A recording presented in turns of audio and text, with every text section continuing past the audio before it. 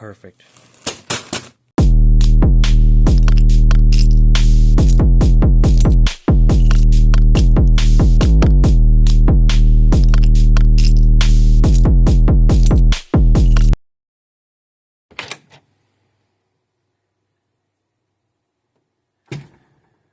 Alright, let's clean this mess. Got everything soaked in gasoline. It's a little life hack for you guys. You're just gonna... no, alright. For real, let's start with this. Let's clean this. Because somebody just bought it. So let's put it in a box, get it ready to ship. And that's how you change your oil. Box is ready to go. Let's start putting all this stuff away. I already have a place for a lot of this stuff. It's just not in the places. Everything in a place for everything, something like that. Got all the Yoda stuff up there, the Lego stuff, all of our ocean blue, liquid metal. Got my extra, I do need to get some more controllers so I can put this yellow chrome XCM rapid fire shell on there. Got our intercooler there. Bottom shelves are always just going to be garbage stuff for now. And yeah. Controllers here. That's pretty much it. Let's clean this up here. I got all the other like water cooling stuff that was over here put away. I also tied a knot here since this whole shelf was leaning, so I'm just gonna play with fire on that one. There you go. And that's how you change your oil. Next up, tables here, we're going to actually have the projects going. Got a bunch of random stuff going on. Just boxes, some of this is probably trash. Random screws. Classic bag of bolts. These things shock you when you click them. I wanted to put that in an Xbox controller and just send that to like Jacob Bar without telling him or something like that. I don't know what these stickers are from. This is for taint painting, and you don't want to know what that is.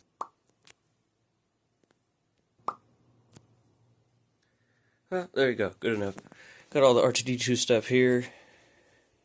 Pink Ghost Case stuff here. Light side, dark side. So we have a little space for each one of those to work on. Fantastic. Put all the bolts in the bag of bolts and found my UV flashlight. Yeah, that's just a towel over the window. Because that's how you change your oil. Alright, finally, let's work on this stuff. Starting with the metal frames. So, I went and dug around. I have one extra one, and it's already painted blue, which is pretty much perfect. This was from, I don't know, when it was just air-cooled with just the clear shell on it, I think.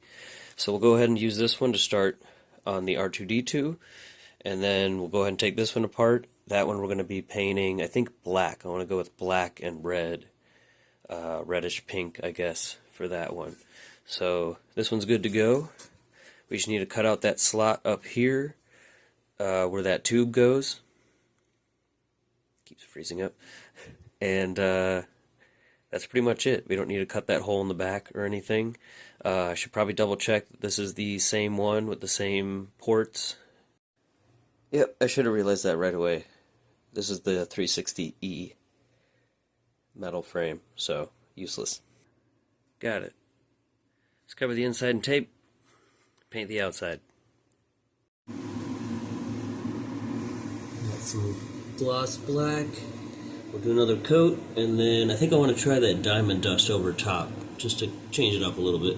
Let that metal frame dry, put the diamond dust over top. Looks pretty cool. So now we've got our fan tunnel. Looks like this one's got like the 3 foam, and this one's got foam all the way around. And basically what we're going to do is we're using this 80mm Ace fan. As you know, I love those 40mm Ace fans. They're UV reactive. This is UV red. And this is the LED version, which I've never seen this before, with the LEDs just kind of taped around the outside. But it's the same thing, it's just 4 UV LEDs in there. And as you can see, this is the stock fan. Same exact mounting points. It's just square instead of round. See, my camera's really giving up on me. So yeah, all we really got to do here is cut the top 4 corners off so that the fan tunnel will slide right over it like factory, and we'll just fill those extra gaps with some more foam. Furthermore, we will be doing the cold cathode kit in this one.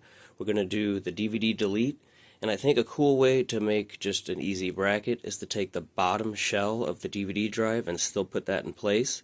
So all the guts and everything on top will be gone, but we'll just use the bottom tray as a kind of a mounting point to put the equipment here for the cold cathodes. We may or may not include the sound modulator, I guess they call it. So you plug that in first and then into this, and that'll make it sound reactive. However, I'm not sure if like the vibrations from the fan or just the system or something may just have it on all the time. We'll have to test that out. These are regular UV cathodes, although I do want to get the red ones for this one. We already have UV in here, and the shell itself, I tested it with the flashlight, isn't really UV reactive, so doing those isn't going to... And these aren't super bright anyway. I think the red ones are going to be brighter, so we'll go ahead and order that kit. Now we're also going to be switching out. We're not going to use this switch, obviously. We're going to wire in this switch instead, and we will either put that in, like drill a hole in the front disk drive, or maybe in the back panel above like the HDMI here, which would probably be better. It's not the prettiest button, but yeah, you do want this to be on a switch, or at least I would. I wouldn't want it to be just on all the time. These do get pretty warm, and yeah, especially with the sound mode and all that stuff. I don't know, I just wouldn't want it on all the time. Well, I need to drill a hole about right here. It's going to be about right here on this piece. So we can slide this button in. It'll be about right there. And then I need to just sand a little bit of the paint that I forgot to mask off where the Wi-Fi router goes, just to make sure that grounding shield is going straight to metal. Got this sanded up here for the shroud on the Wi-Fi router. The drill got caught and bent the whole back of the frame and cut all the skin off the back of my knuckles, as well as the side of my hand there. But I think I was able to bend it back, and we now have a button here. So, super worth it. So this is what's going to turn on and off our cold cathodes. And yeah, this is pretty much ready. So let's put our motherboard back in here. I guess we'll actually take the heatsink off since it's apart, even though the rest of this did look really clean, so I have high hopes. And that's why you check. Let's go ahead and get that cleaned off. I'm not really a fan of the electrical tape. Maybe we'll replace that with the actual, whatever that other tape is called. We'll show you. Get that cleaned off, put the new stuff on, put this back in. New thermal paste, dust it off the board. Got all the screws back in. Now we're going to put the ring of light in, which I just have a regular green one for now, but there will be a red one, obviously. Took the SATA cable out for the DVD drive since we don't need it. We're going to go ahead and test fit the fan and get what we need trimmed off of that so that this can slide over top. And then we're going to put the bracing in for the DVD drive, and then as I explained, we'll use the bottom shell of the DVD drive as kind of a mounting point to place our modules and stuff for the cold cathodes, and we'll see if we can add a couple fans on the end somewhere just to bring in a little extra air. We still want this fan to be the other way around. I already took the sticker off the bottom because we want it to blow air out just like the factory fans would. Right, another side quest complete. Like I said, we'll just put some foam attached to the fan, at least on these sides, to fill in the gaps there, just to tighten that up. Otherwise, that is mounted where the OEM fan goes, and this goes over top. Next up, let's put the hard drive tray in place. We shouldn't have to really modify that at all, and when that's in, we can then put the other side of the DVD holder in place, and then we'll set the bottom piece in and kind of see where we need to cut that out. I think that's pretty much where we will leave it for now. Like I said, I got to do a little bit of wiring here. I just got to connect this to this switch. I think we're going to connect these and the wires from this one to the DVD drive cable. This has to be 12, and then obviously the switch is already wired in, so we just have to plug that in along with this one. And then I think these fans here we will plug in to the stock fan cable over there. So obviously all the fans will be on all the time, and then just the cathodes will be on a switch. And then I gotta cut that out and just make the cable for these and do a little touch up things here and there, and we'll pick up with the hopefully final assembly. I don't know if I actually ordered these yet. I need to order the red cathodes, and like I said, the red ring of light should be in soon. That should be pretty much it. Oh, and the decals. I think they have shipped already, so we'll get that, maybe order a couple more. Oh, one last thing. Move this out of the way. So the hard drive case, we have the clear blue one for the R2D2 over here, and I'm not going to search the web for the red one. I'm sure on like DHgate or something like that they've got the clear ones.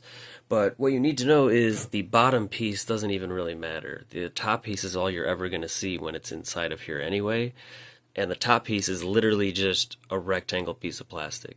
So I'm just going to cut out a piece of plexiglass and put that on the top of the hard drive. And yeah, you'll just be able to see, well, you'll just see kind of a blank SSD black, covering. But yeah, either way, we'll do that. Maybe we'll paint it with the red anodized with the red tint so that it'll just look like a red clear hard drive cover. So anyway, thanks for watching. Like, comment, subscribe. See you in the next video. Alright, I'm gonna start cleaning this stuff up.